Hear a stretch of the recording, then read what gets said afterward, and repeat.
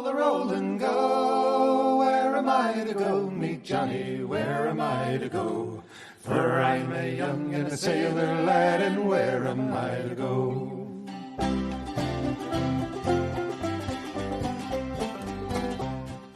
Welcome to Where Am I to Go podcast. I am so grateful you have chosen to listen to me and to go on the travels and see the things and go to the museums that we have managed to go through for the last 2 seasons. I have really enjoyed doing this podcast, and I hope you stick with me. It makes me happy to know that people are enjoying what I do. On another note, I want to make sure that everybody knows that we are on Facebook at Where Am I to Go podcast. We have lots of pictures. We have places that we go that we don't do podcasts on. And we have lots of things to see and think about when you decide you're going to travel or if you're just interested in learning about different places that we go. Also, we have an email account at whereamitigopodcast@gmail.com. And if anybody has any comments, ideas, thoughts, you are more than welcome to email me there, and I will do my best to answer. And we'll see where everything goes this season. I've got some neat things lined up, and I hope everybody is ready to go for a museum tour ride.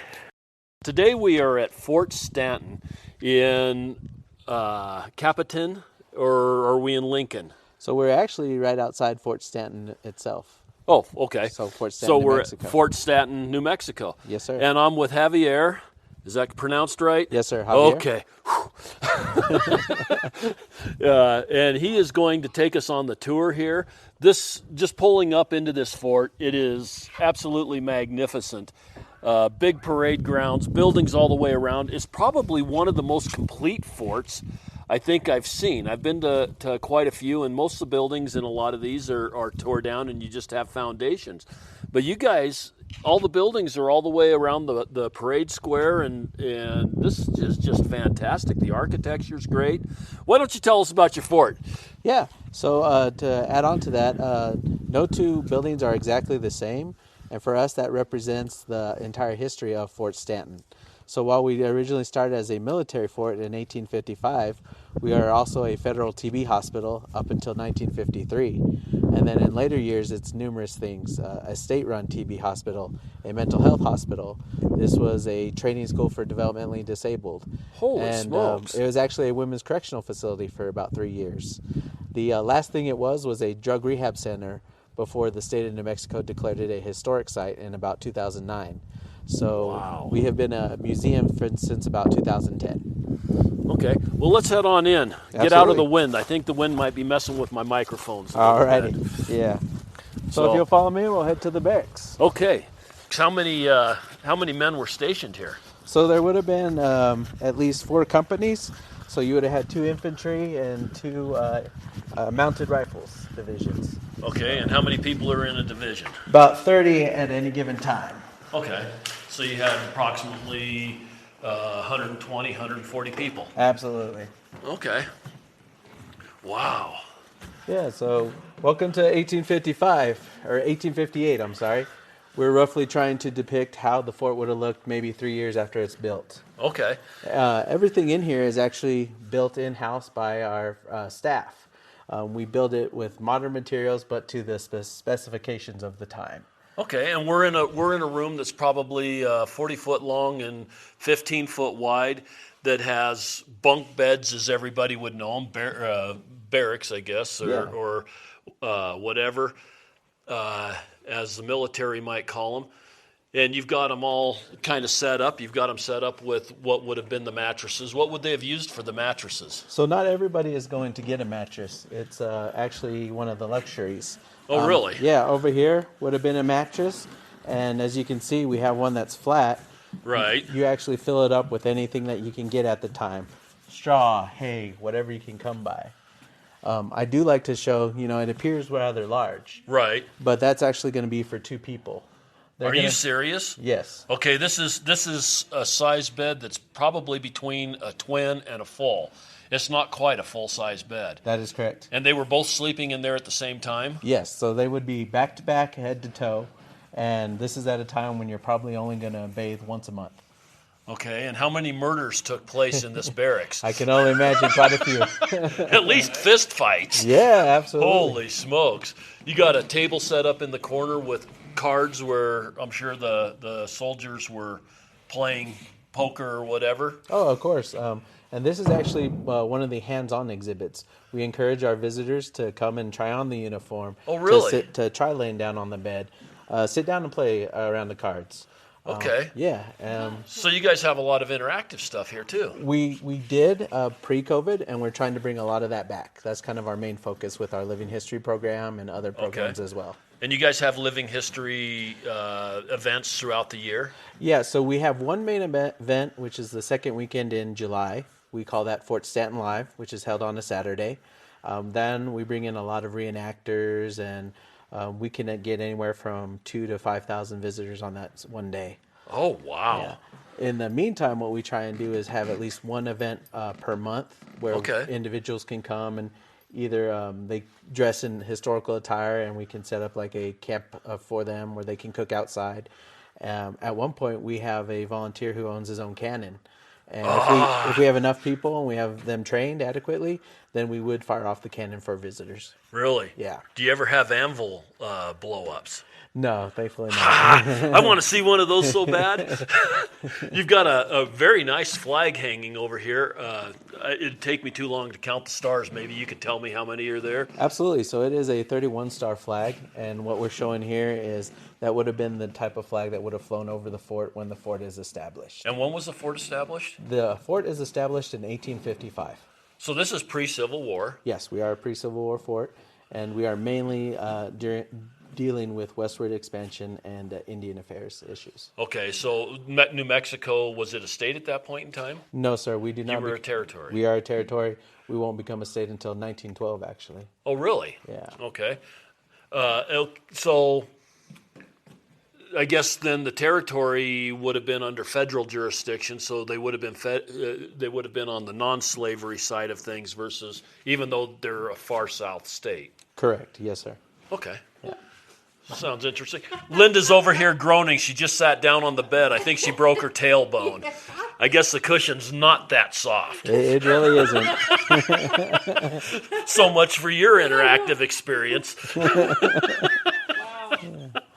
And if I can, I'll draw your attention to the back here. They have the sergeant's quarters. Okay. This is a separate room that's about, 12 by 12? 12 by 12. So it's originally, he would have been stationed away from his men. As you can see, we have it laid out for two individuals. What we've actually done is incorporate what would have been the infantry and the mounted rifles. Okay. So there actually would have just been one bed in here at the time. Okay. Yeah. And this bed's the same size as what the other ones were, all except he just got to sleep all by himself. That is correct. Yes, sir. How lucky can he be? That gives you a reason to want to be promoted. Yeah. And then you've got another table over here with a checkerboard. You've got a stove in the middle. Yeah. Now, are the temperatures pretty extreme around here? So we have been in below zero a few times, but in the summer we can range into low to mid 90s. Okay. And the stove itself is actually from the 1930s. Okay. Yeah. So. But they would have had heat in here. They would have actually had heat, and actually, so as you can see, we have it against the wall. At the time, it actually would have been more in the middle of the building, and the stovepipe would have ran down the side of the building so that you would have on the inside or the outside? On the inside. On the inside, so you would have pulled that extra heat off of it. Yes, sir. Okay, that's pretty cool, ingenuitive, whatever. And then you've got a rifle rack over here on the end with 5 muskets in it. And are those flintlock or percussion? They would have been using flintlock at this point in time, right? They actually have percussion caps. Oh, they do have percussion caps at this point in time. Yeah, this is a Springfield 1842 model. Okay. It weighs about 10 to 11 pounds. And as I don't know if Mike mentioned or not, you are required to fire 3 rounds within a minute. So you have to shoot and reload in 20 seconds. You better make sure that powder's all burnt out before you pour that next bunch down. That's true. And then, like you said, you've got several different coats, jackets, pants, canteens and stuff hanging on the wall for people to costumize and take pictures, I'm assuming? Yes, absolutely. Yeah, we encourage that. we love to see people have a good time while they're out here and to learn a little bit about history in a fun way. That's cool. Yeah. I really like the interactive stuff. Okay, we come back into the next area. Yeah, so this is what we call our quartermasters exhibit. And the way I explain it to the young visitors is they are like the Walmart and the Home Depot of the time.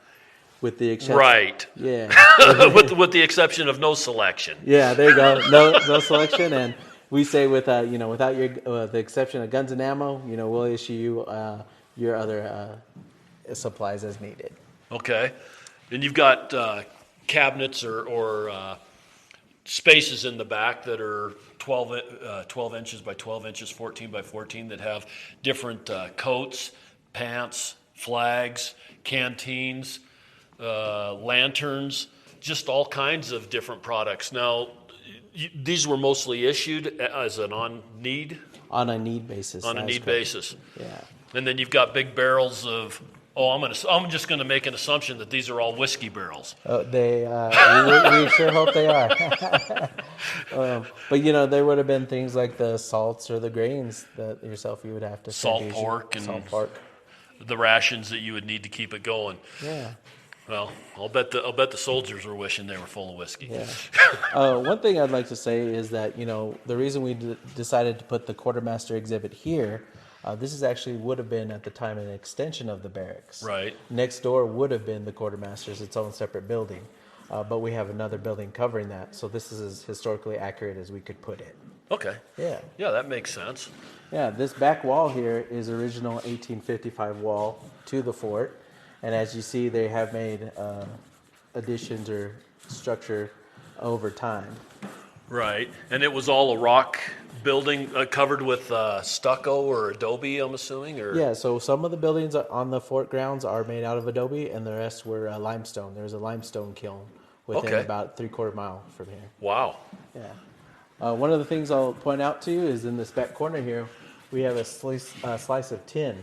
When this becomes the Federal TB Hospital, this building actually would have served as the dining room. And at that point, the tin would have covered all the walls and the ceiling, and that's circa about 1930s. Okay, and when he's talking about tin, you've walked into old buildings and seen the old tin square pressed with flowers or triangles or whatever. That's what this is it's the same type of tin, and it went on all the walls and every place. Correct, yeah. Was that for sanitation reasons, or? I'm not too entirely sure. It's something I'd have to check out. Okay. Yeah. And when did this turn into the TB hospital? So it became the TB hospital in 1899, and it runs all the way up to 1953 as a federal TB hospital. Okay. Yeah. And how did people get stuck here? I mean, were they diagnosed with TB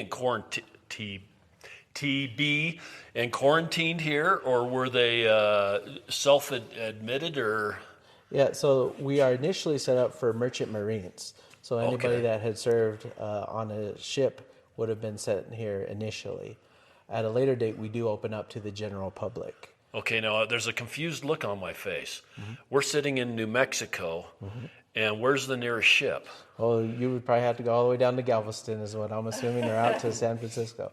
Reason, So how come this is a merchant marine situation? Yeah. So the doctors at the time, one of the beliefs was high elevation and a dry climate was good for a way to assist with TB treatment.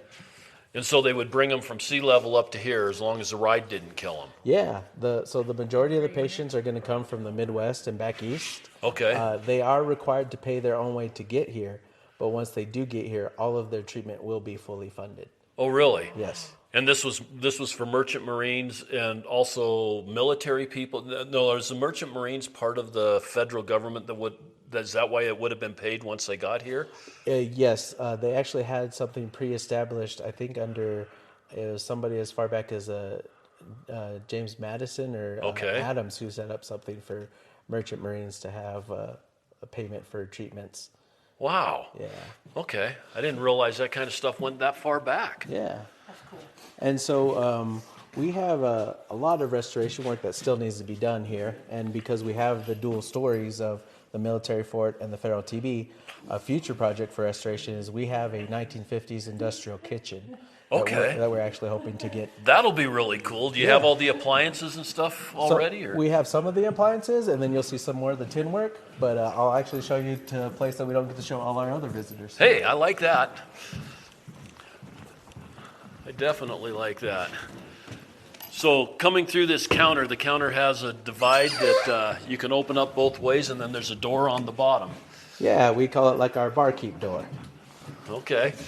And then we're going through a double locked door. Oh, wow. Oh, wow. This is way cool.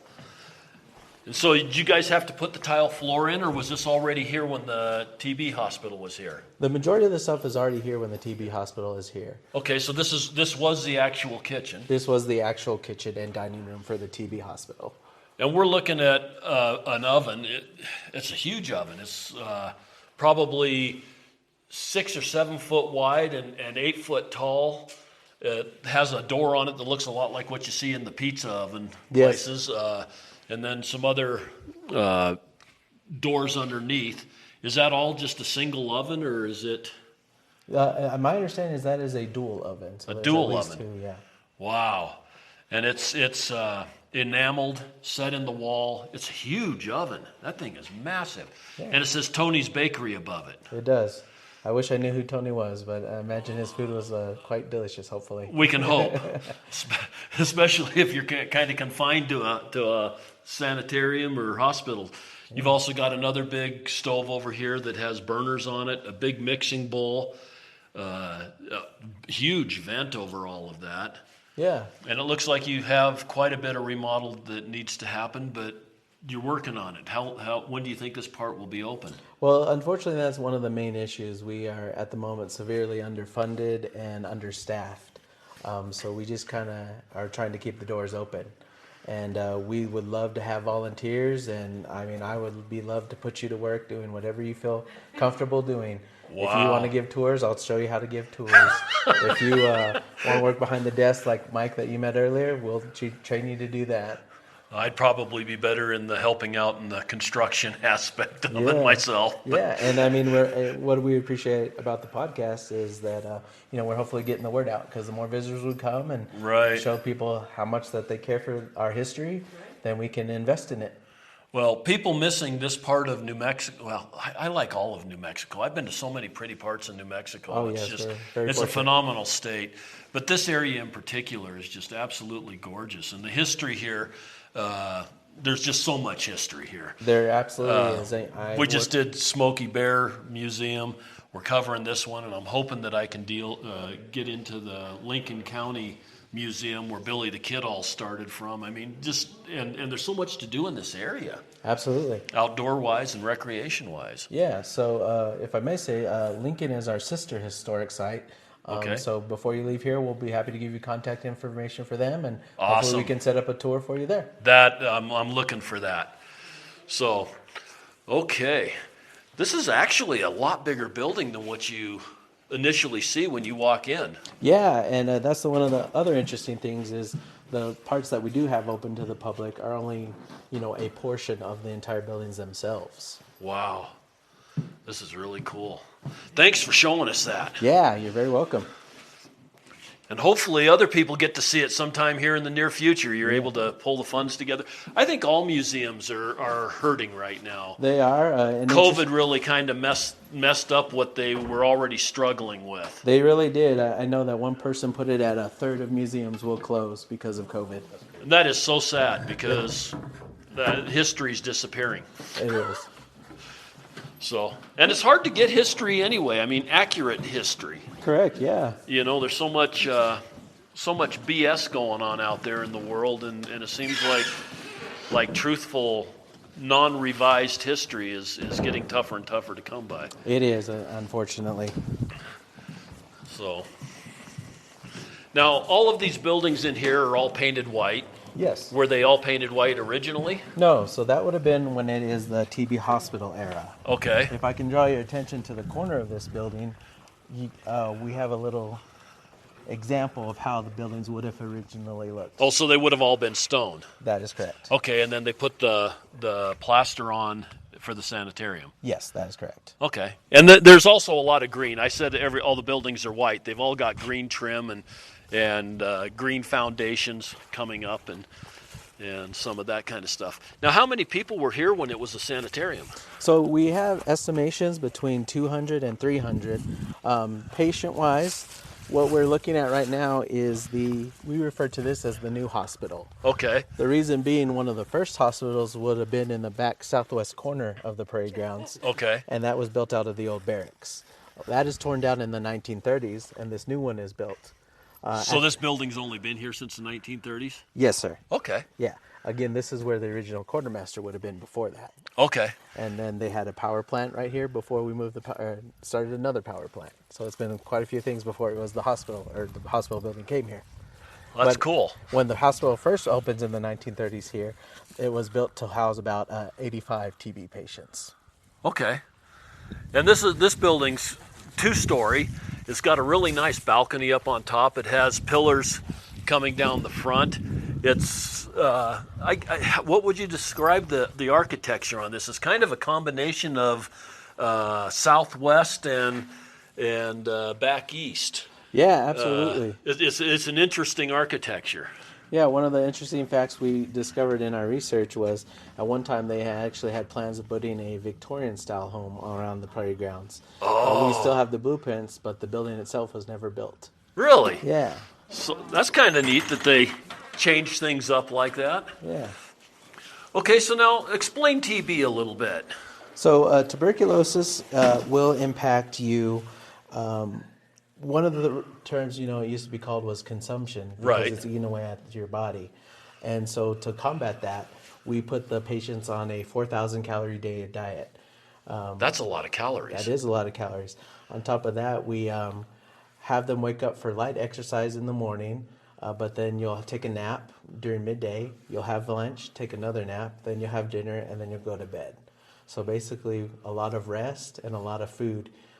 The tuberculosis is consuming your body, eating away at it. So that's why we are putting you on such a high diet. Really? Yeah. And did people gain weight on that diet, or did they just maintain? The majority of them simply maintained. Okay, and now is TB a virus, or is it an environmental? So TB is a bacterium. It's been around for quite thousands of years. It's bacteria. Yeah. Were they ever able to cure the TB? Yeah, so there are actually 3 stages of tuberculosis. Once you're in stage 1, you will always remain in stage 1, but you can be not be able to pass it on to another individual. You yourself may still have it. By the time you're in stage 2, you're already coughing up the blood, and that's most of the time when we see you and we know that you actually have the disease. Stage 3, I think you have a 5% chance of living at that point. It's quite a low percentage, a single-digit % chance of survival. And now, can you pass this bacteria on to others, or is it pretty much just you've got it, you keep it?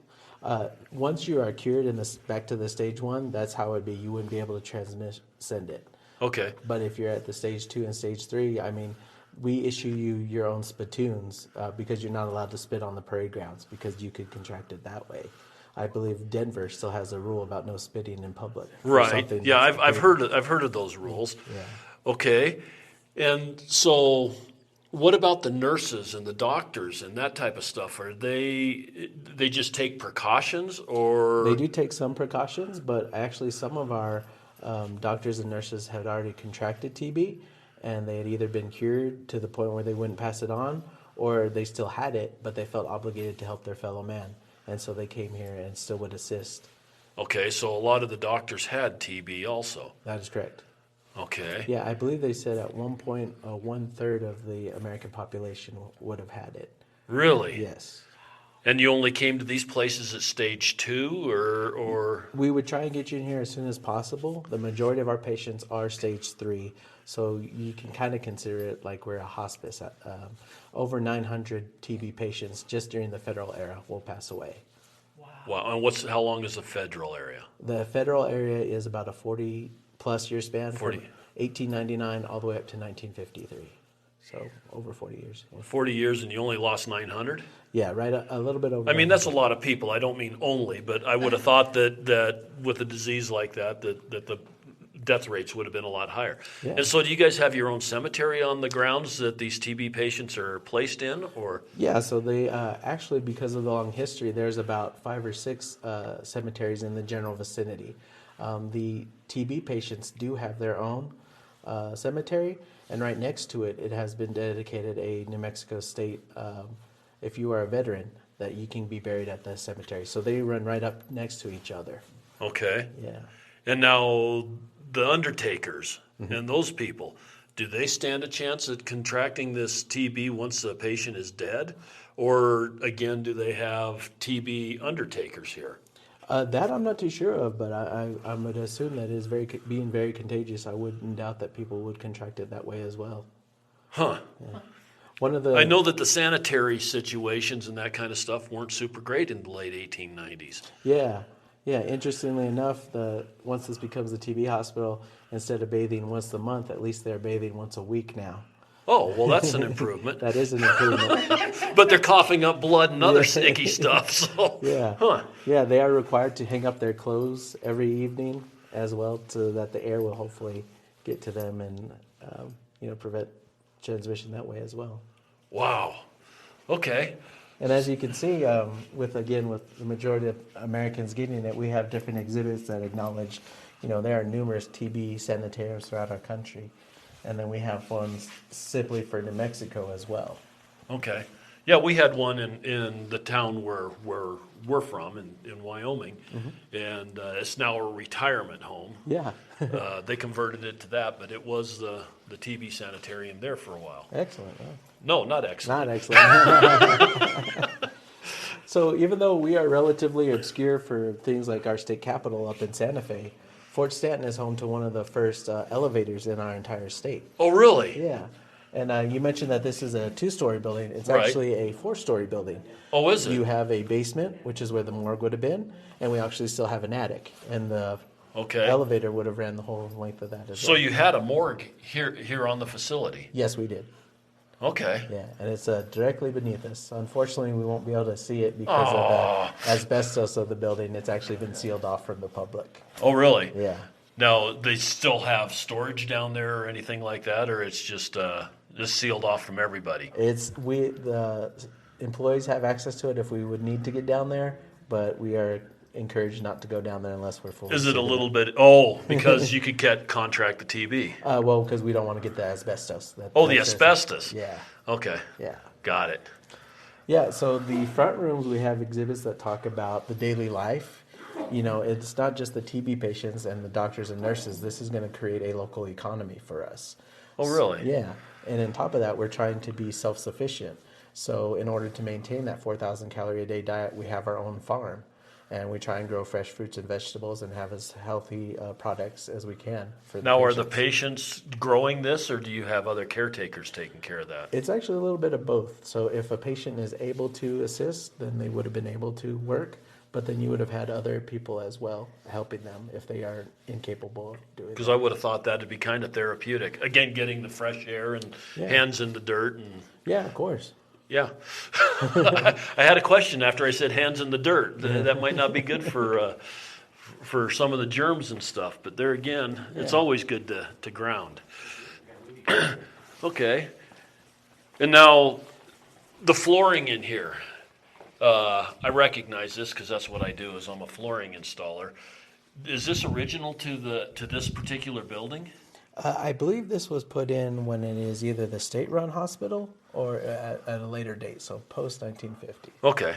Yeah. Because it's kind of an orange. I'll tell you what it is. It's Seagate or Brigantine by Armstrong. I didn't know that it was that old of a product. Yeah. So, sorry, I had to take that little sideline. Okay, we come on into here, and we've got a lot of different hobbies in here, it looks like. Absolutely. So with the TB patients, you also try and give them occupational therapy. Because Okay. if you are able to cure them, they want to still be able to work when they leave here. So we have examples of that. And again, with daily life, you want to keep people entertained. So at one point, we have a movie theater here. And they've got a big reel-to-reel movie camera. Where was the theater at? So I'll show you that a little further along on the tour. Okay. It's one Okay, of the cool. buildings that's still here. And they've got a spinning wheel, a sewing machine, a small loom, some theater chairs. Looks like they played bingo, horseshoes, croquet. You have mailboxes and a baseball uniform. Yes, they actually had their own baseball team, and there's a picture of it up there. Okay, and what did they call them? I'm not sure if they were the Bombers or not, but I think that's what it was. Okay. Huh. Did they actually run to first base? I don't know if they could have made it that way. I imagine you're I'm sorry. at stage 2. my head takes off down little rabbit holes. Not at all, And, not at and all. seeing a baseball team on a TB facility isn't quite registering. But that's a neat old uniform. That's probably 1930s baseball uniform. Yeah, 1930s, 20s possibly, yep. Wow, it says Fort Stanton on the front, has the stripes, and it's a neat old uniform. The socks coming up to the knees. Yeah, and so an interesting fact is what we have designated for the historic site.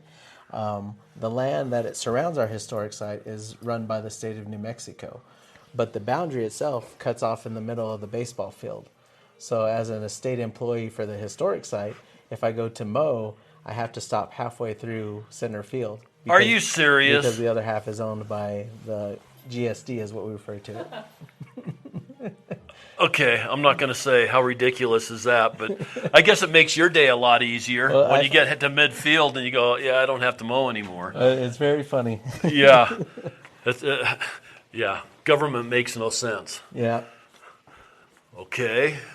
Then we come in. This must be the medical room. Yeah. Wow, this room's cool. You've got a dentist chair with some old dentist equipment, a really nice dentist cabinet that held the tools. One of those things. It says vapor sterilizer. They call them something else, but I can't remember what they are. I'll have to think about that one. Yeah. Some other medical equipment in here, some test tubes. You've got a Balfour table. What is that? Is that just an examination table? Yes. Okay. And an x-ray machine and an x-ray reader. And then you've got this round tube that is probably 7 foot tall and 3 foot round with glass in the front and shelves. What is that? That's the blood bank. Yes.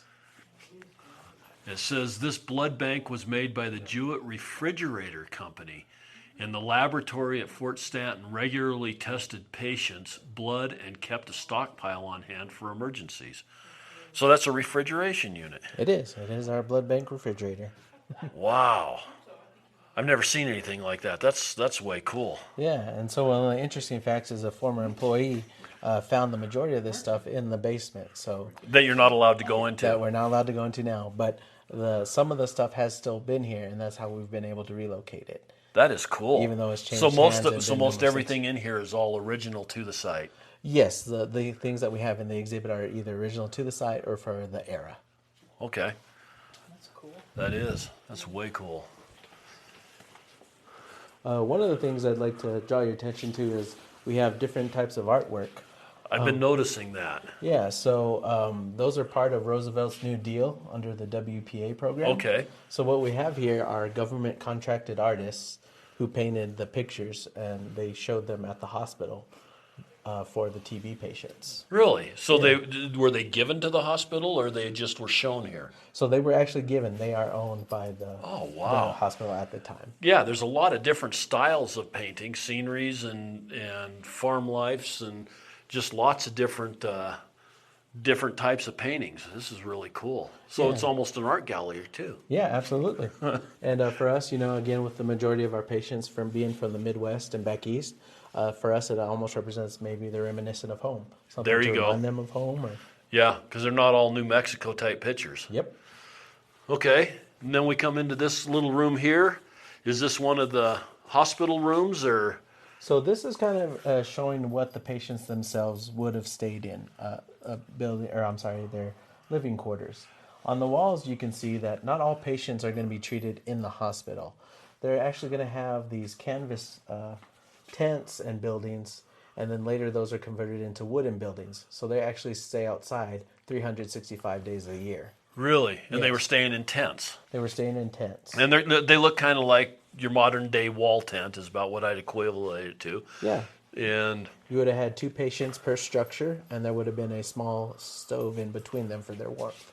okay, and then they went from that to building small wood shacks, or I say shacks, small wood houses or cabins or whatever. Absolutely. And how big were those cabins? Like 15 by 15 or something?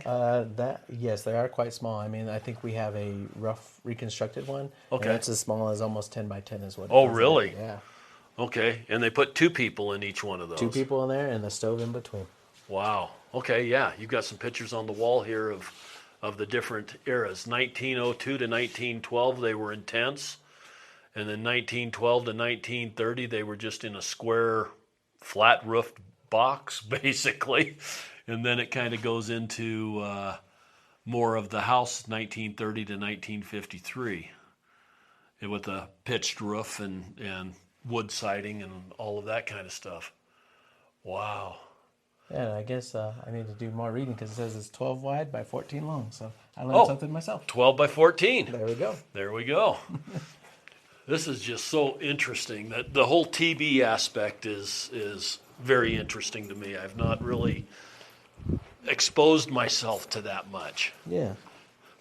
Wow. One of our biggest fundraisers pre-COVID was something we call Fort Stanton After Dark.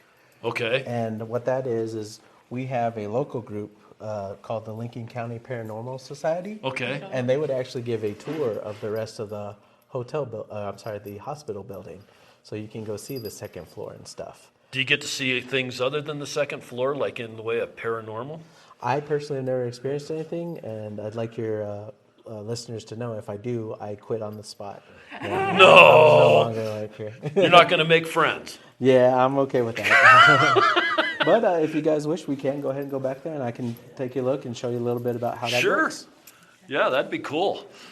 We've been to a couple of other places that claim to have a little bit of paranormal activity. We did a museum up in Deer Lodge, Montana, that was the old prison. Oh, wow. And they locked people in the prison, the old territorial prison, like at 9 o'clock at night and let them back out at 4 o'clock in the morning. Oh, wow. And the lady there was saying that there's some pretty wild stuff happens. Yeah. Do you get a lot of wild stuff happening here?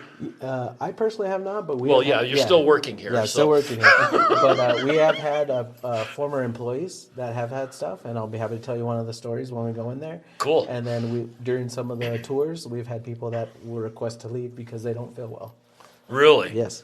Okay. And it looks like there's 4 of us, so when we come back out, let's make sure there's still 4 of us. Yes. If there's 5, we close the door quick. There we go. Okay. Wow.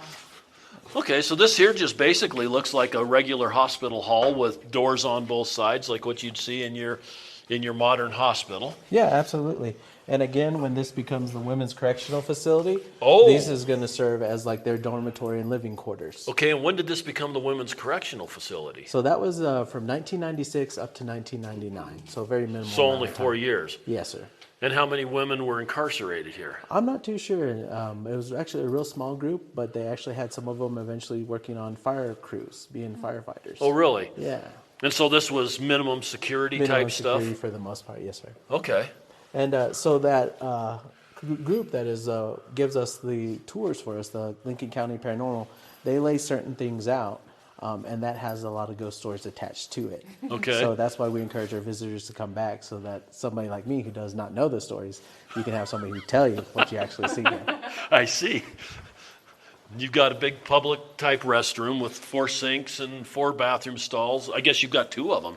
Well, quite a few. And, is there more than just the 2? Yeah, we'll actually head upstairs. Some have been torn out, but I think there would have been a minimum of 2 on each side. So. And were there 2 prisoners in each one of these rooms, or 2 patients when it was a hospital? Yes. Okay, and these rooms are probably 12 by 14. And you've got 4 bunks in this one, but just 2 people would have stayed in each room. And it actually changes too. Again, with it being when it was the drug rehab center, they changed the layout of the rooms as well and how many people are for rooms. Okay, so we've gone from TB hospital to women's correctional facility. Now we're into a drug rehab hospital. Yeah, it's been numerous things. Okay, when was it the drug rehab hospital? So that would have been after the women's prisons, about from 2000 to roughly 2007 era. Okay. Wow, this place has a lot of history. It really does. That's amazing. And recent history. I mean, 2007 wasn't that terribly long ago. It really wasn't, no. Huh. Okay. So one of the ghost stories entails this mirror here. The people who give the tour encourage you to take your picture and to count the number of people you have standing here. Some people reportedly state that they have somebody else in the picture with you. Get my picture here, Steve. Gotcha. Okay. Oh, they're all standing by you. Oh. Well, yeah, if you'll care to follow me, we'll head on up too. Let's head on up. Yeah. That's pretty cool when you get extra people in your picture. Right. Now these people that are supposedly the paranormals, are they from the TB hospital? Are they from the women's correctional facility? Are they from the drug rehab? I honestly don't know. Some people have just seen different things, and I personally assume that it could be any part of the history. Okay, were there women prisoners that died here, or... I would actually have to look into that. I'm not too sure, sir. Or druggies, okay. So where we are right now is when this is the TB hospital, this is like their sunroom. As you can see, some of the beds are laid out, and they can get more exposure through the sun this way. Right, and he's got a whole wall of windows that are probably 12-inch by 12-inch, and there's 5 panes coming down each window, and there's 15 coming across. So you've got a total of probably 70 windows or so that light up this room. Wow. And what did this have for heat? So a lot of them have the radiators. And this was from the 30s? This is from the 30s. Some of the radiators are from the 30s. So it had steam heat then, or hot water heat. And I guess you only need heat a couple months out of the year here. Yeah, probably I would say at least a minimum of 4. Okay. And then did it have air conditioning, or did everybody just deal with the heat? Most of the people just had to deal with the heat. Okay.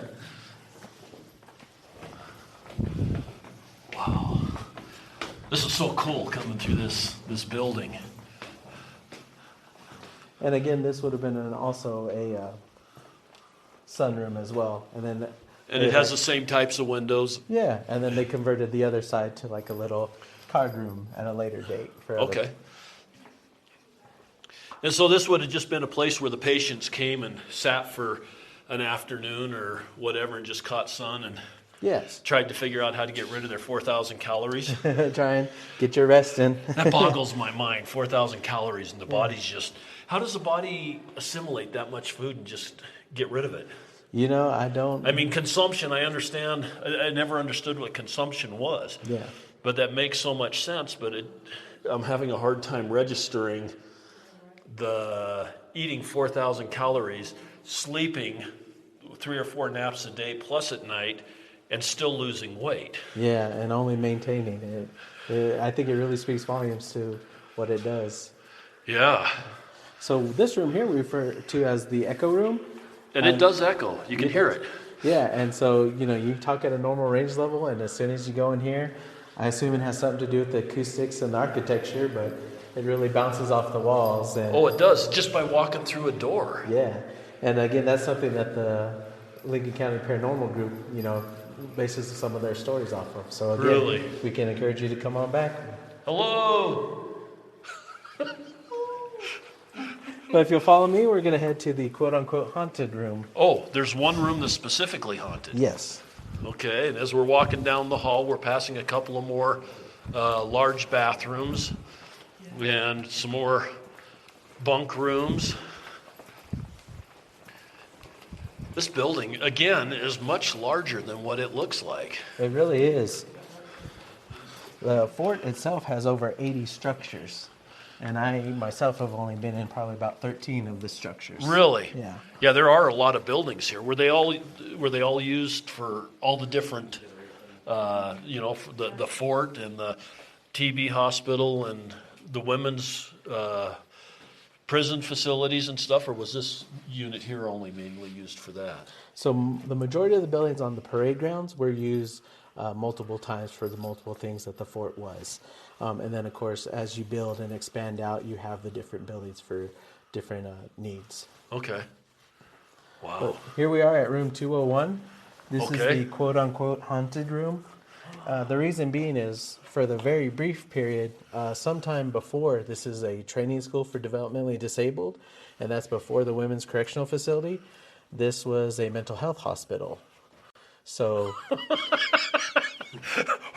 Okay, so now we got to add mental health hospital in here too. Yeah. Okay, so how much of this do I have to remember when the quiz comes? well, Is it A, B, C, D, or all of the above? yeah, so from Z. from the historical perspective, we emphasize on the military fort and the federal TB hospital. And then the later stuff is not actually talked about, even though it's more recent history. Right. We actually have different reasons for that. Some people don't feel it's appropriate to talk about that stuff now for political reasons and things of that nature. Well, I guess I like to hear all the history, so we can Yeah. talk about it on my podcast all you want. Awesome. But the reason this room is reportedly haunted is this is where electroshock therapy would have been conducted. Ooh. Yeah. Like lobotomies and that type of stuff, or just I don't know so much about lobotomies, but to actually hook you up to the electrodes that would shock your brain to impact you that way. To bunch try of to teach you. sadistic buggers, huh? Absolutely. And how long was this a mental hospital? So that overlaps with the training school and the state-run TB era. Okay, we're up to G and H now. Yeah, Okay. exactly. So The training school and the what other one? so after the federal TB hospital ends in 1953, it becomes a state-run TB hospital. Okay. And then that will turn into a training school for developmentally disabled. And Okay. then that turns into the women's prison, and then that turns into the drug rehab. So, Okay. So hopefully that. And so this that's here okay. was for the mentally disabled So it had been before that. before that. Yeah, because the mental health hospital fits in sometime between that. Okay. So there is a lot of overlap with our historic site. Okay. Okay. Steve, you got all this? I did. Okay, good, because you're editing.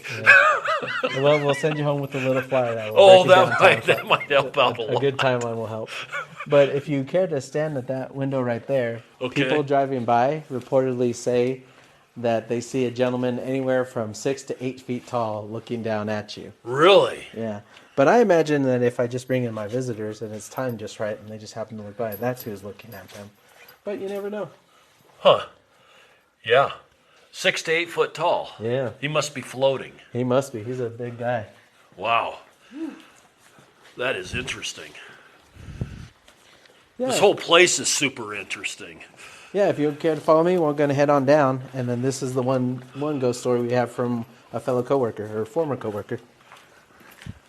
Back this way. Okay. It's a good thing I'm not here. They consider me mentally disabled because I won't be able to find my way out. So, yeah, this whole thing has just been way cool, but this particular building is just awesome. It's kind of what do I want to say? It's kind of like you're walking through an empty timeline, twilight zone, Yeah. almost feeling as you're walking through here. Yeah. So this staircase that we're going down is the oldest staircase in the building. Okay. Two former employees and one of them's daughter was up here with the pet dog, and they came up the steps that you and I came up originally. Right. When the dog got here, it started to bark and refused to go down the steps. Really? Yeah, and the daughter was about 12, 13 at the time, and so she walked down these steps. She had straight hair, and it reportedly went like this and came back down.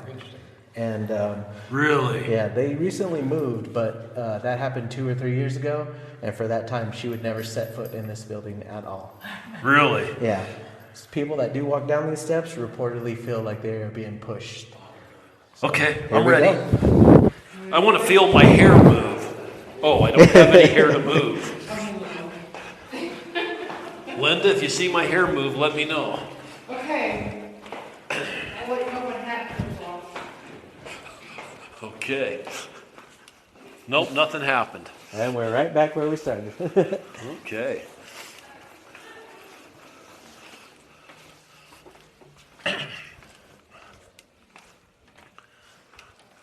So how many people do you have show up to your reenactments and stuff out here on the parade grounds for your military reenactments? The military reenactment, we have had about 5,000 people. Oh, really? Yeah, it is our biggest event, and we try and make sure the visitors have a great time. Okay, now were there ever any real battles fought here between the Native Americans and the military, or? Not at the fort specifically. One of the biggest questions we get is how come there is no wall? There actually would not have been any wall around the fort. Okay. The nearest skirmish occurred anywhere between 5 to 7 miles outside of here. That's about as close.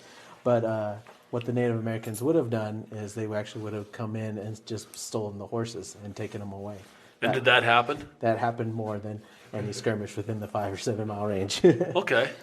And the guy that was here, or that was talking to us when we first came in, he was saying that the purpose for the fort was more to bring the Native Americans in to, do I want to say domesticate or something to that effect, or what was the purpose of the fort that way? Yeah, so again, with westward expansion, in order to get more Western Europeans out here, you want to make it safe for them to move in.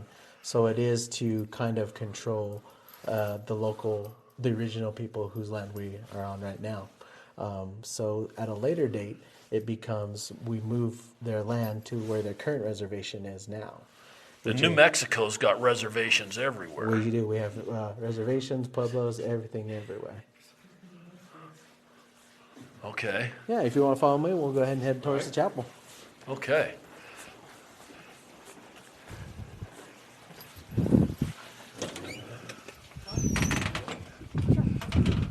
Now, we've only been through 2 of the buildings, the barracks and the hospital. And like he said, there is buildings everywhere here. And you said you've only been in 13 of the 80. That is correct. How come curiosity hasn't gotten you any better than that? Well, we recently have new management, and they forbid us from going places that we're not allowed to go. So hopefully with the new management, things will change, and we'll be able to look at other things that we can put out for exhibits. I was going to say, are these other buildings full of artifacts and that type of stuff? We do have a building on site that is our artifacts and collections exhibit, and so we would love to, be able to have the time to go out there and bring stuff out and put them in cases for our visitors to see.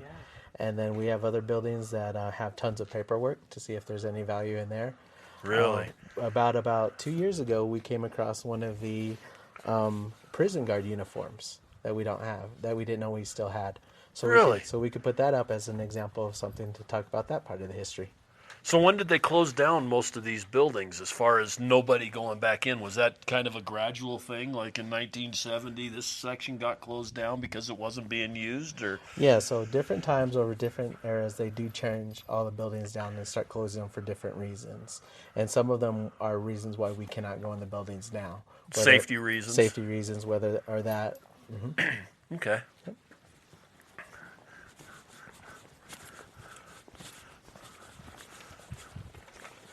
I just absolutely love this parades ground and the way you've got everything set up around here, and the buildings all look, they look old, mm-hmm. and like they could use a fresh coat of paint, but I actually like it a whole lot better where they look rustic and like an old fort. Yeah.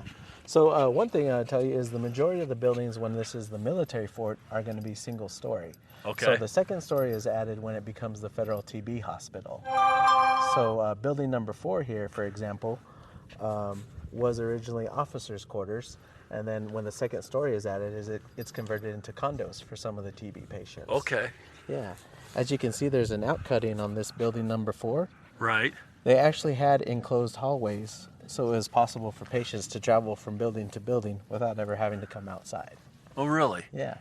I would have thought that coming outside would have been really beneficial. I think it would have been as well. Huh. And as you can see, there are doors to nowhere on the top of this building. Right. And I'll let you into that further along on the tour. Okay, that's for the people that had had enough and just wanted to step out. I think so. I guess that's what I'm going to speculate until you tell me different. Alrighty, I'm okay with that. And then you've got some costuming. It's not costuming, it's probably actual clothing inside of one of these windows. Looks like you've got a child's clothes and one of the enlisted men's wives, or Yes. and then one of the uniforms like the enlisted men would have worn. Yeah. That's cool.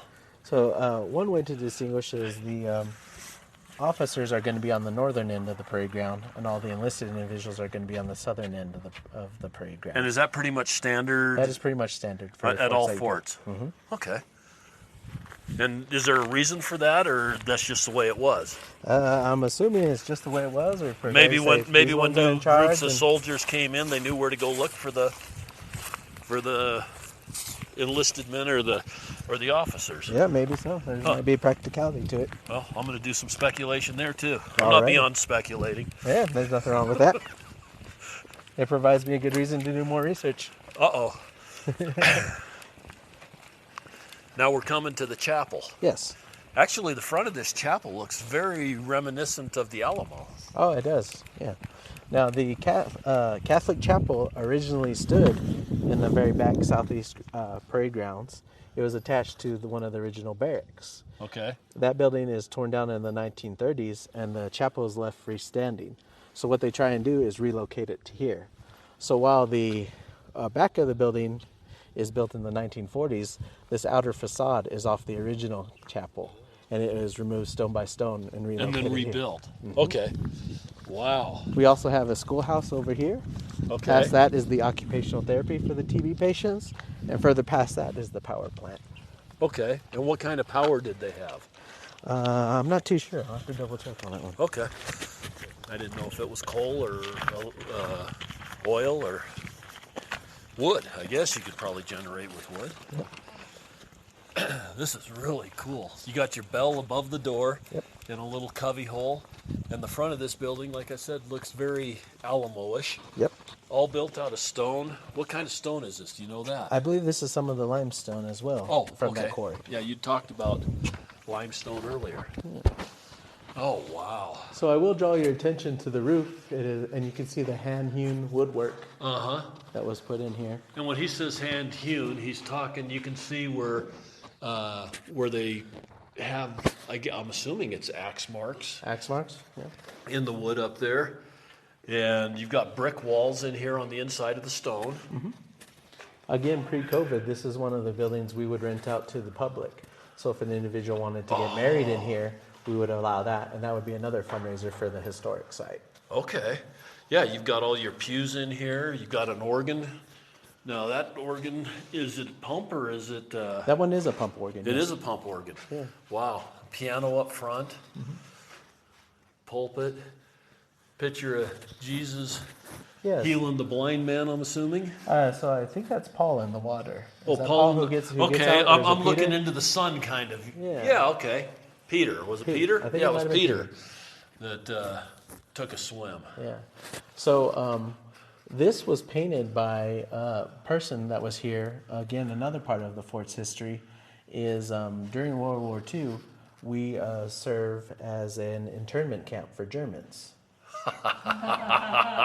Okay. We've been to two or three other German and Italian internment camps that came from the African front, is where it seems like most of them came from that were interred here in the U.S., Yeah. or at least in this part of the U.S. Yeah. So this was actually the people that were interned here were before America enters the war. They were on a German cruise liner, and they are off the East Coast. And the British are going to capture them, so they scuttle their own ship, and the Americans pick them up. Okay. They're actually originally taken to Ellis Island, and then they're taken all the way out to Angel Island, which I'm told is near Alcatraz. Okay. But eventually their captain finds here, and we have an old CCC camp, which is right across the river, and they go over there, and they build everything themselves. They actually built The prisoners built everything themselves? Yeah, they actually built their own swimming pool. Oh, really? Yeah, at this time they're just known as distressed seamen because we're not into the World War II yet. Okay. It's not until 1941 when we enter the war that we actually then start to build the fence, and then they actually have to stay where they're at. Really? Yeah, but they built Wow. there's a gymnasium over there. It's falling apart, unfortunately, but you can still see the ruins of that, and then you can see the ruins of the swimming pool they built. In Okay. celebration of their swimming pool, they actually held their own little mini Olympics. Really? Yeah, so we have pictures of that, and then one of the things we're also trying to get ready for our public is we have an interview with one of the guards, and he talked about his time here and what it was like to look over there. Okay, we've visited in different podcasts, I think 3 or 4 other places that had these POW camps. We visited one in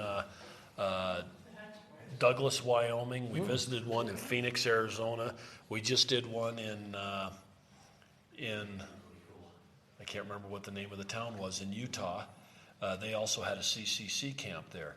But that is an area of history that I had not really had on my radar at all until probably 4 or 5 years ago. Yeah. I knew that they had interred the Japanese, but as far as the European POWs here, it was a whole new concept to me. Yeah, and the very first tour I gave was for, I believe it was FBI agents, and his question was like, well, why would they have them here of all places? And the only answer I could come up at the time was like, well, if they escape, where are they going to go? Right. Somebody, even as far away as Roswell, which is 60 miles away, is going to notice if you show up and you're speaking German and you don't know any English. You're going to stand out. Exactly. Yeah, it just amazes me that I spent most of my life not being aware that we had German POWs on American soil. Yeah, absolutely. And it's something that's not really put in the history books at all. Right. I don't know why they've eliminated that. Probably because of all the German POW stuff takes precedence with Auschwitz and that type of stuff. Yeah, that's very possible. What's interesting is some of my visitors come and they will tell us that some of their towns had the same thing. Right. And the majority of them, they put them to work, either working in the fields and the farms. Because our soldiers were all over there fighting. Mm-hmm. Yeah. And so a lot of the buildings are still were maintained and put up by some of these internees.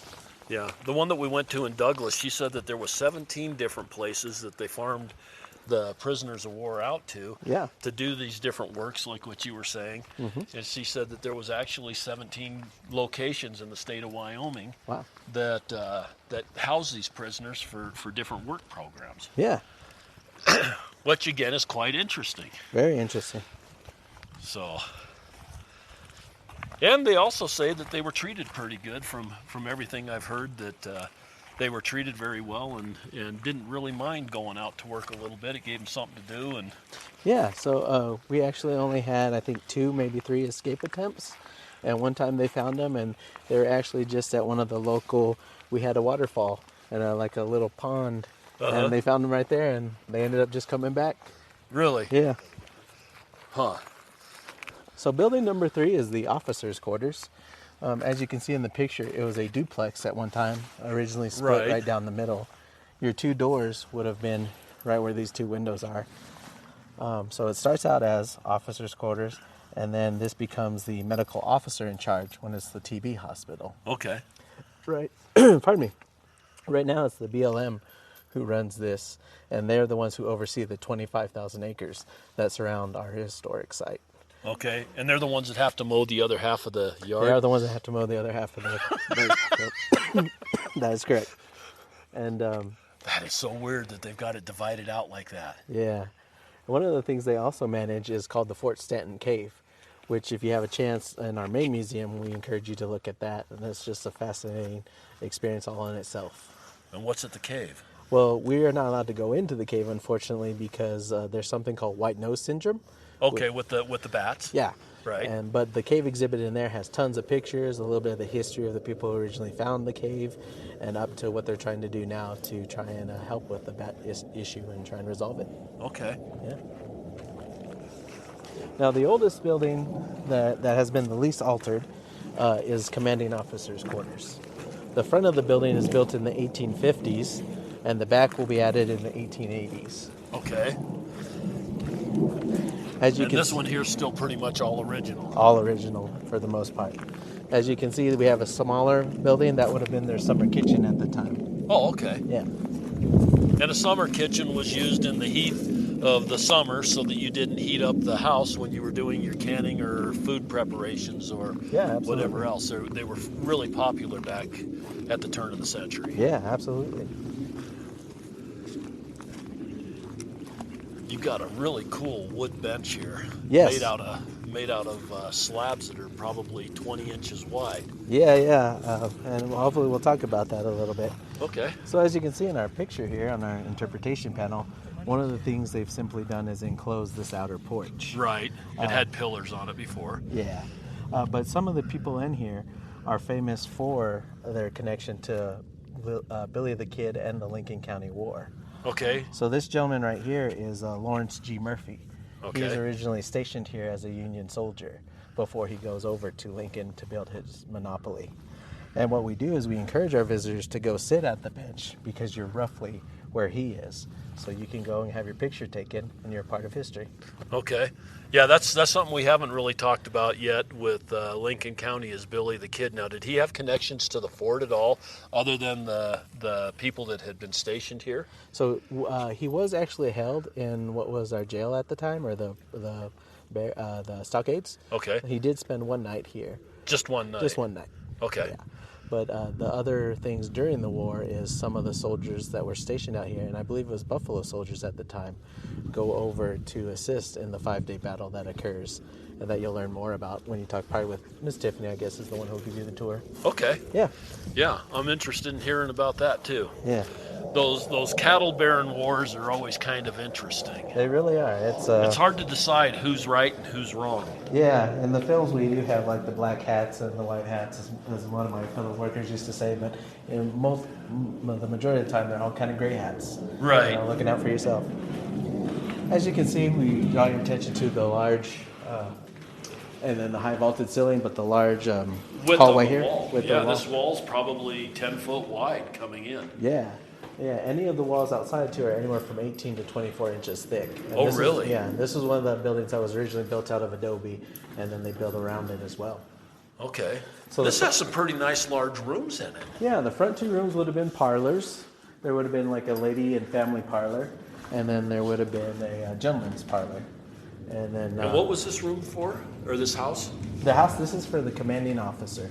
So this is the El Jefe. So it's just one person? One person and or his family. that's occupying this? Yep. This is a big place. It is. And then the back two rooms would have served as their bedrooms. And then we have a little dining room here. Okay. Wow. And now is that rockwork original?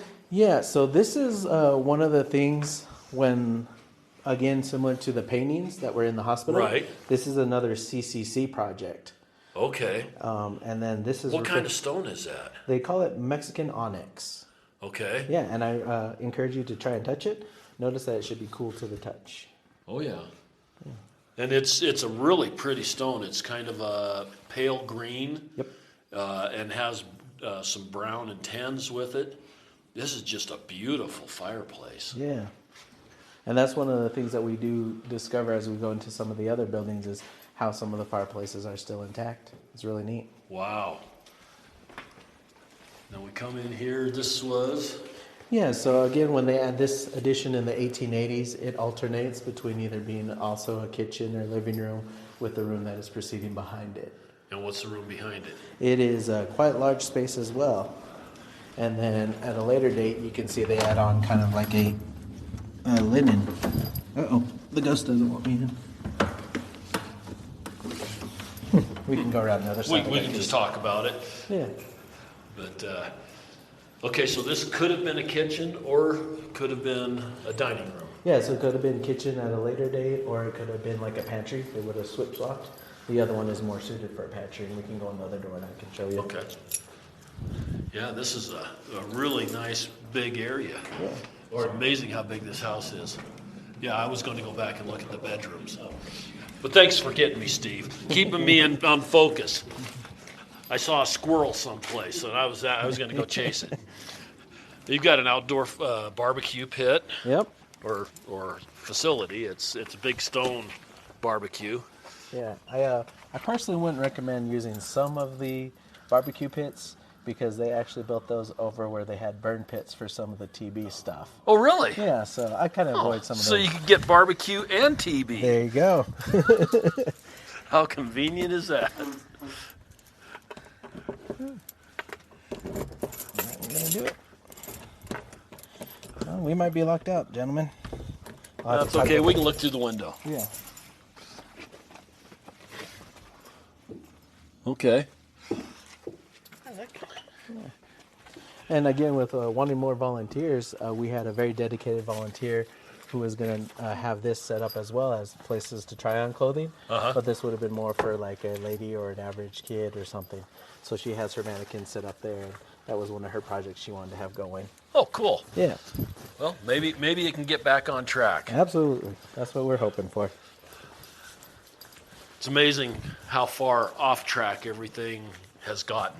It really is. You know, and like we were saying earlier, it's just so sad for museums. Well, for any business, but museums, I think, have especially suffered because you guys are so dependent upon the tourist traffic. We are. And people were told not to leave their house That's for 2 years. And New Mexico was really kind of more stringent than a lot of other states. I know, I guess it was around Thanksgiving 2020. As soon as we came into the state, there was something came over our cell phone saying, do not stop, keep on going.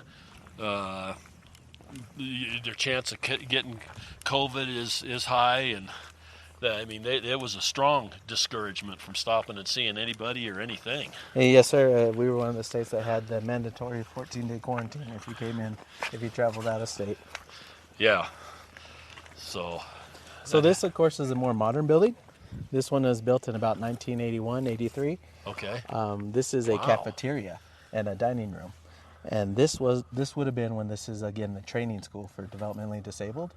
Another building that we used to rent out to the public for things such as if you had your wedding there, you could have had your reception here. Okay. Some of the local schools actually held their senior prom in here. Really? Yeah. So, And now this one does look a little bit more modern than the others, but it's still kept with the same basic concept. Yeah, absolutely. And what would have been here during the fort times? So during the fort times, there actually would have been a building here similar to commanding officers' quarters, which we have a couple pictures, I think, in our main museum. And then at a later date, some of the nurses would have resided in that building as well. Okay. Wow. And this building down here on the south end is just fantastic. Yeah. It's what, probably 100 feet long? Again, 2-story. It probably was only 1 story when it was... Yeah, single story during the military era, and then they had the second story when it's the TB hospital. That had to have been quite the undertaking in and of itself, adding that second story onto these old buildings. Oh, absolutely. So what I'll show you here is, as you see under this pillar, we have kind of a split or a... Right. This is where the original end of the building is built when it was first established. Okay. They expand out here. And added another 12 feet. Yeah, about 1880.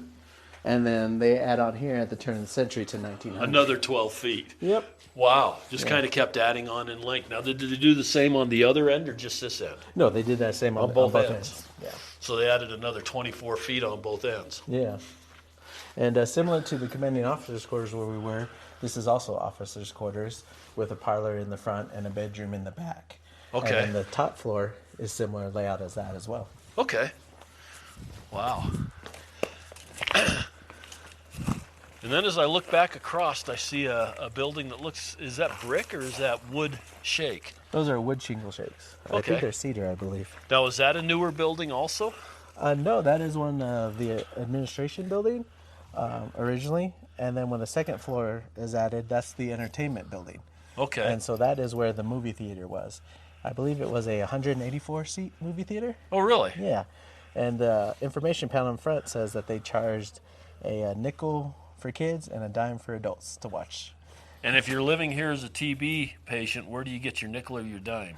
So again, with being fully funded, you would have had it would have been provided for you, or at the bottom of that building, they have like a telephone exhibit, so you can contact family members, and maybe they could have sent you money if you needed it. Huh. Okay. Yeah. I jumped ahead again, didn't No, I? not a problem at all. Yeah, it's been so long since I've been able to give a tour that I'm just simply enjoying myself. So Oh, good. I appreciate you guys coming out. I'm glad you're doing that. Yeah. Okay, so we just entered another officer's quarters. Yep. Again, it's got a narrow hall compared to the other stairway going up the other side. Yeah. And we've got several rooms in here that are about 14 by 14, I would guess. Looks like you're in the process of doing restoration in here. Yes, as well. One of the other things that we used to have, and hopefully again that we bring back, I hope that's not getting old on your recording. No. Yeah, is we have reenactors for World War II that like to come out here. And the reason they are reenacting something called the March on Rome. Okay. And because of the layout of the area, our landscape is reminiscent of that. And so they like to use some of these buildings in here as to way For the reenactment. for the reenactment, because they're like, hey, the buildings would have been bombed. Right. And so this is kind of fitting in that area. Okay. And when he says the buildings would have been bombed, the plaster's kind of dilapidated in here. It doesn't have ceiling, sheetrock, or when you come back in and restore these buildings, do you try to bring them back to original as far as materials and stuff? We do, but we also have to keep in consideration, obviously, the cost, but what era of the fort we want to tell. Okay. So this building 13 is actually a mirror image of the Doors to Nowhere building that is across the way. So at one time, there was a balcony on that other building, but during the drug rehab center, they didn't take care of it, and so it became a hazard. So they had to remove the stairway from that building over there. Okay. Now, with that building, since it's divided into 4 parts, there are people that are like, let's make part of it the officers' quarters, how it originally was. Let's make it when it was the condos for the TB, a section there. Let's leave one section untouched so people can see what it looks like now. And then for the final one, we still don't know what we want to date it as. So when you come in to restore this one, let's say, you're going to have plaster back on the walls instead of like sheetrock. Yes, that's what we're hoping and go back with the original ceilings and all of that type of stuff. Absolutely. That's what we're trying to help with.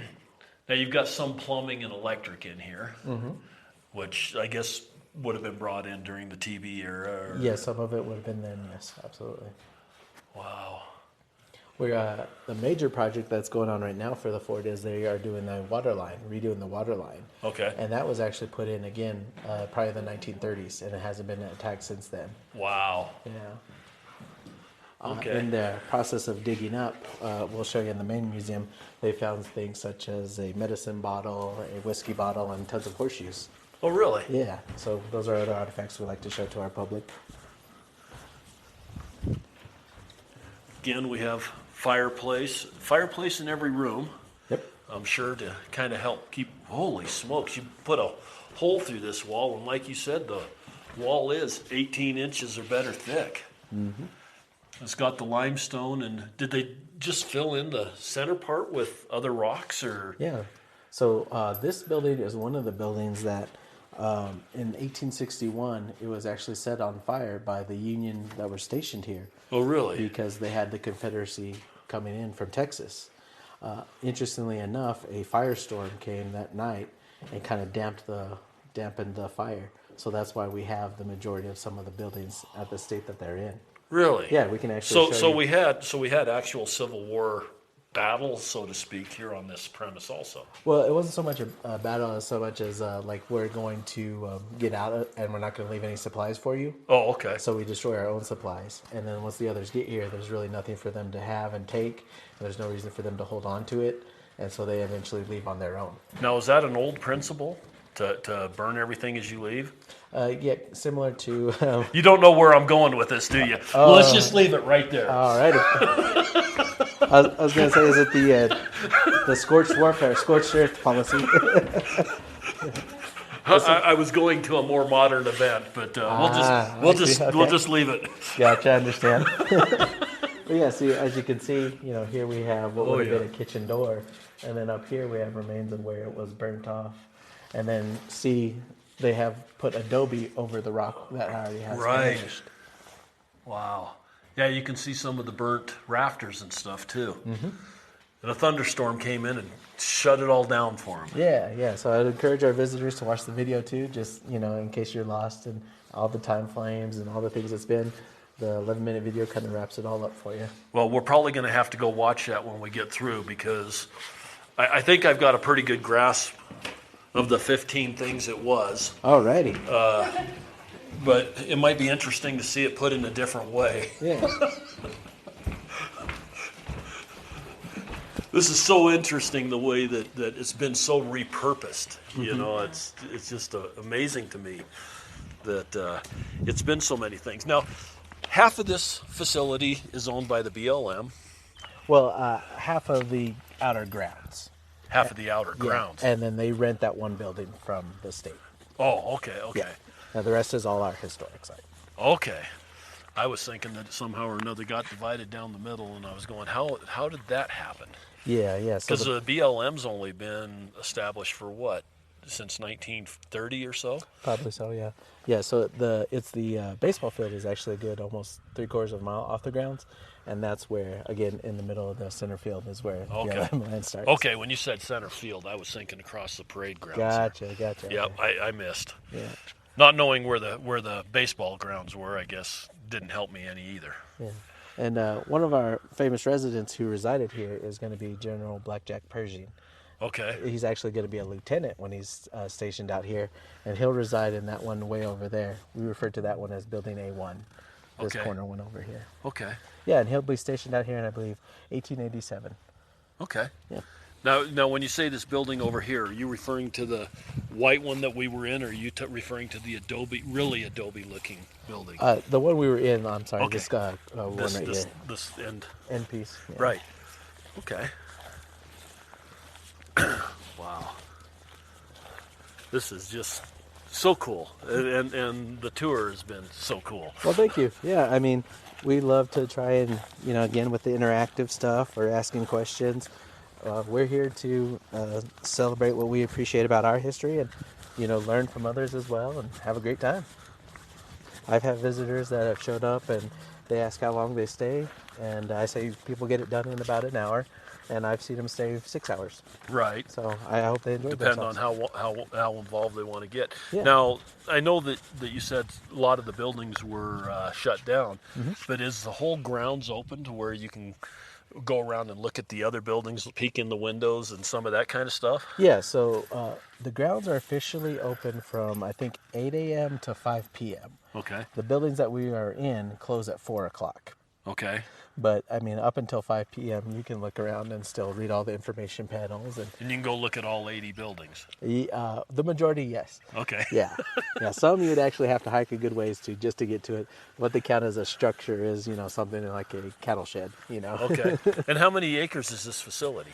I think it's over 1,000, but we'll double check Really? with Mike in the main room. So. Okay. But yeah, so the commissary used to be here. That was another building they tore down in the 1930s. It was actually originally attached to that building, but part of the roof fell in. Okay. So it fell into somebody's apartment. Uh-oh. So they're like, we got to get rid of that. But behind us we have is what's called the Hidalgo building. And when this was the quote-unquote mental health hospital, the criminally insane were held in there. Oh. Yeah. What we have done is we have actually repurposed it to a kind of like a dormitory. And some of the AmeriCorps kids that have come in the past to help us with restoration projects, they reside in there. So, needless to say, we have a dark sense of humor putting the volunteers where we once held the criminal insane. There you go. And it's not haunted. Yeah, it's not. Yeah, we'll just say that. Okay. Now, this is what is referred to as the nurses' quarters. Oh, really? Yeah, again, the infantry barracks would have been here, and those are also torn down in the 1930s. This is built in about 1940, 1941. Any of the nurses that came to help the TB patients would have actually had their own individual rooms in this building here. It's estimated there would have been up to about 40 nurses, or there's 40 rooms, so that many nurses at any given time. And now this building doesn't really fit in the same way that the rest of them do. This one is very southwestern adobe looking, like what you'd see in Santa Fe or Taos. Yeah, absolutely. Or some of those areas, whereas the other buildings look more fort military. Correct, yeah, absolutely. Structure. Yeah, and the gentleman himself, the architect, does the majority of his work is up in Santa Fe. Okay. Yeah. Well, and that kind of explains why it looks like that. Yep. A really cool building to have on the grounds, but it's just when I saw it, I thought, yeah, that one's just a little bit out of place. But Sure. But it wouldn't necessarily be out of place. That's what they would have been building back in the day, residentially and stuff, isn't it? Absolutely, yeah. Off the parade grounds itself, where we do still have some private residents, their buildings resemble this adobe layout. Okay. Now over here, as you can see, we have stairs. Right. And that is the upper and lower terrace. So when we had the canvas tents for the TB patients, and then the wooden structures, they would have been over there. Would have been up there across the road from like your museum or your office. Yep. Yeah. Okay. And then again, with this being the movie theater, there would have been a platform here, and the projector would have sat in a wooden structure projecting in where we have off of the end of the building. Yep. Okay. Yeah. And it would have been up on a deck, I guess. Yeah. Okay. And right now, this is where the state employees have their offices, is the bottom floor here. Okay. You would have walked up the steps. To the left would have been the barbershop and the shoe shine, and to the right would have been the, I'm going to say 174 seat movie theater. Okay. But he'll tell me on this information. We're going to cheat. Yeah. It's a lot of information to have to 174. 174. All right. A lot of information to have to try and retain. So how long have you been working here? I have worked for the state for a little over 3 years. Okay. And I was hired as an interpretive ranger, so my job is to do the tours and a little bit of research, and then hopefully engage more with the public and trying to get more interactive stuff, such as the Living History program. Right. Yeah, that's got to be a rough job, planning those kind of events. It seems like it shouldn't be that big of a deal to plan something for one day, but it can take 363 days to plan for that 2-day event. It really can, yes sir. It's amazing how much prep and trying to get people to do things or making sure they're going to show up it takes to make things work sometimes. Yes, it does. So again, there is your stairway that you would have walked up. Are we going to walk up or? It's up to you, sir. Let's go up and take a look at You it. got it. Just for the heck of it. It's a wooden staircase. There's probably, I'm going to guess, 25 stairs. And it's pretty wide. It's probably 8 foot wide.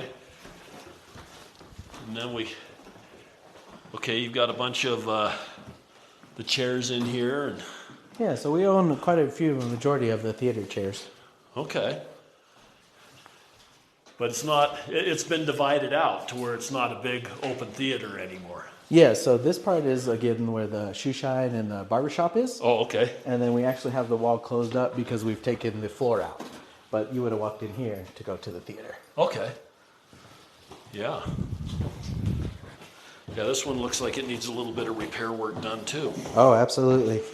As one of my fellow coworkers says, there's always something to do out at the fort.